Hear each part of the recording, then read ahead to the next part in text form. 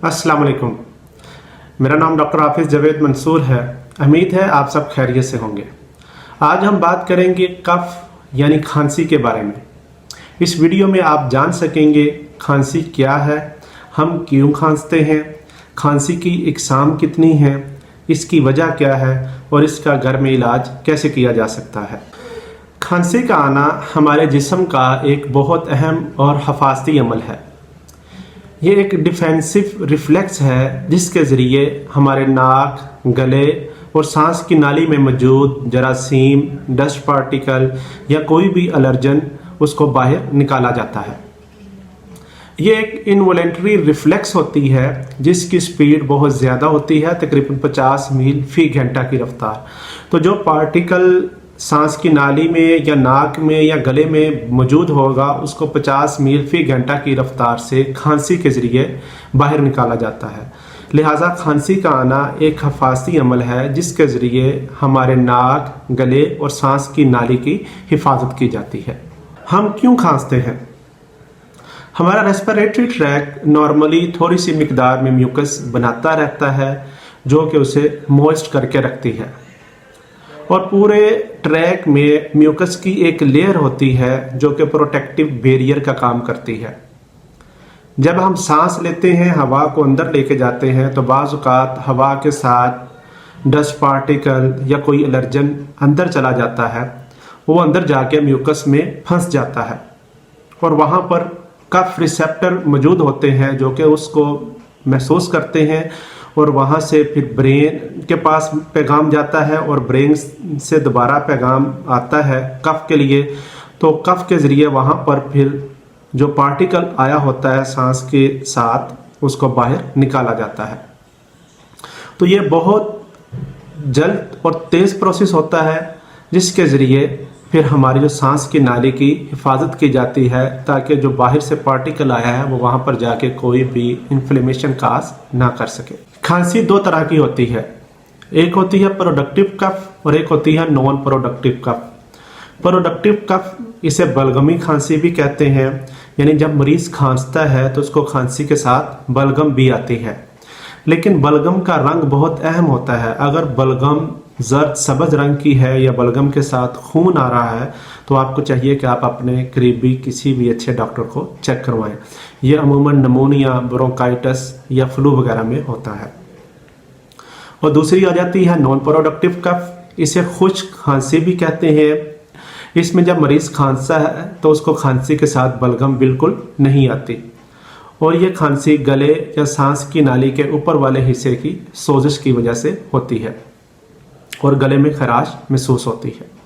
खांसी की बहुत सारी वजह है। सबसे पहली और मोस्ट कॉमन वजह आ जाती है कोई भी ऐसा पार्टिकल जिससे आप सेंसिटिव हैं या आपको एलर्जी है वो आपके नाक, गले या सांस की नाली में चला जाए।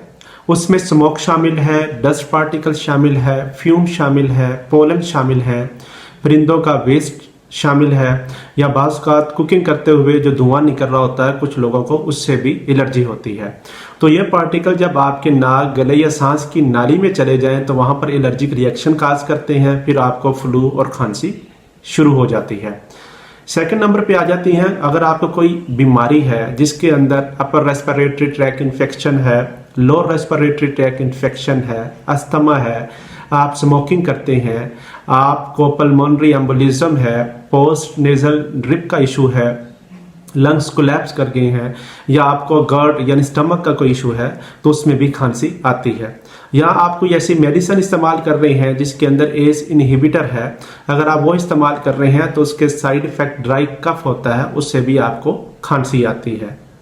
अब खांसी का इलाज कैसे किया जा सके, इसको हम दो हिस्सों में डिवाइड करेंगे। सबसे पहले हम डिस्कस करेंगे ड्राई कफ को यानी नॉन प्रोडक्टिव कफ को, और उसमें नॉन प्रोडक्टिव कफ को हम घर में कैसे ठीक कर सकते हैं, यानी उसके लिए होम रेमेडीज़ क्या क्या है। सबसे पहली और मोस्ट कॉमन होम रेमेडी है वो है नीम गर्म पानी में नमक डालकर उसके गरारे करें। इसके लिए आप क्या करें, 1 गिलास नीम गर्म पानी लें, उसमें 1 चाय का चम्मच नमक डालकर आप उसके गरारे करें। दिन में 3 से 4 दफ़ा कर सकते हैं। इससे आपकी गले की खराश भी बेहतर होगी और आपकी खांसी भी बेहतर होगी। आप स्टीम लें, स्टीम के लिए आप स्टीमर इस्तेमाल कर सकते हैं, या आप इस तरह करें कि बर्तन में पानी लेकर उसको बॉयल करें। जब वो बॉयल होगा तो उसमें से धुआं निकलना शुरू हो जाएगा, यानी वो फ्यूम होंगे, वो स्टीम है, तो आप वो स्टीम लें। उससे भी आपका गला बेहतर होगा और आपकी खांसी भी बेहतर होगी। और आप नीम गर्म पानी पी भी सकते हैं, इससे एक सूथिंग इफेक्ट आएगा और आपके गले की खराश भी बेहतर होगी और आपकी खांसी में भी आपको थोड़ा सा सुकून मिलेगा। दूसरे नंबर पर आ जाता है शहद। यह बहुत ही अहम चीज़ है। इसके अंदर एंटीबैक्टीरियल एक्टिविटी मौजूद होती है। रिसर्च के मुताबिक शहद के अंदर डेक्सामेथोर्फन की निस्बत ज़्यादा कफ सप्रेशन एक्टिविटी पाई जाती है। अगर आपको रात को सोते हुए खांसी बहुत ज़्यादा आती है तो आप रात सोने से पहले शहद का इस्तेमाल करें तो आपको बहुत फ़ायदा होगा। आप शहद को वैसे भी इस्तेमाल कर सकते हैं, नीम गर्म पानी में भी शहद को मिक्स करके आप इस्तेमाल कर सकते हैं, लेकिन 1 साल से जो छोटे बच्चे हैं उनमें शहद को आप इस्तेमाल बिल्कुल भी ना करें। तीसरे नंबर पर आ जाती है हल्दी। हल्दी के अंदर एंटीबैक्टीरियल, एंटीवायरल और एंटी इन्फ्लेमेटरी एक्टिविटी मौजूद होती है और ये खुश्क खांसी में बहुत ज़्यादा मुफीद है। आप इसे हल्दी 1 चाय का चम्मच हल्दी लें, उसमें थोड़ी सी काली मिर्च डालकर उसको आप इस्तेमाल कर सकते हैं। हल्दी के कैप्सूल बनाकर भी आप इस्तेमाल कर सकते हैं और हल्दी को जूसेस में डालकर भी आप इस्तेमाल कर सकते हैं। नेक्स्ट आ जाता है अदरक। ये बहुत ही अहम एक आइटम है जो आप किचन में रोज़ाना इस्तेमाल भी करते हैं। इसके अंदर एंटी इन्फ्लेमेटरी और एंटी बैक्टीरियल एक्टिविटी मौजूद होती है। यह आपके इम्यून सिस्टम को बूस्ट करता है और दर्द को कम करता है। आप अदरक का छोटा सा पीस लें, उसको पानी में डालकर गर्म करें और पानी को आप इस्तेमाल करें। अदरक की आप चाय भी पी सकते हैं, अदरक को आप वैसे भी इस्तेमाल कर सकते हैं और ये आपकी खांसी को बहुत जल्दी ख़त्म कर देगा। नेक्स्ट आ जाती है मार्शमेलो रूट्स।